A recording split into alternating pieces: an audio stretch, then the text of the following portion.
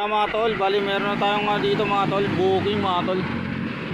Papuntang ano to, Norsagaray. Ano to, dito nakabook sa Lalamove. Bali chinat tayo na ito sa page natin mga tol. Ito siya mga tol, papakita ko sa inyo. Mga tol, pakita ko sa inyo yung ano natin, booking natin mga tol. Ito mga tol, cellphone to mga tol. Lalabas ko lang mga tol Ayan mga tol cellphone siya, Poco. Pagchat kasi kami ni ma'am mga tol, sa kanya pinagkatiwala mga tol. Ito mga tol, 300 hiningi ko dito mga tol. Kasi wala nang booking dun sa may sa may Norsagaray. Pagka pabalik tayo, lugi na tayo mga tol. Siguro pagka nakabook to sa Lalamove, mga to mga tol siguro mga siya, mga 130, 140 ganun, di ba? Parang naka-double book na rin mga tol. Bali dito tayo ngayon sa tambayan ng Pandi Boys. Ayun mga tol wala dito nakatambay mga tol, wala sila mga tol. Maaga pa kasi mga tol ano pa lang kasi, alas 7.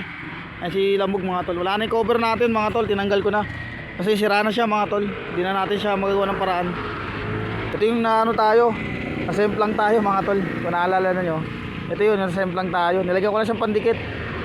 Kasi may mga butas yun mga tol I-update ko kayo pag nandun na tayo sa Norsagaray, sa Pure Gold. Dito tayo mga tol sa Pure Gold ng Norsagaray. Dito tayo mga tol. Ito po sir, check nyo sir kung ayan ba talaga. Ayan po yung binigay sa akin dun di-deliver na ganyan, puro ang dami po cellphone, 15 piraso, isa puro iPhone. Tingnan mo na dito Oo, mas maganda tignan nyo na po para sigurado. Kasi pinapacheck ko talaga yan sige Sigurado na lang po. Pero sigurado naman yan sir. Thank you po sir. Salamat. Sige po, God bless po. Tayo ng 300 mga tol, ito siya.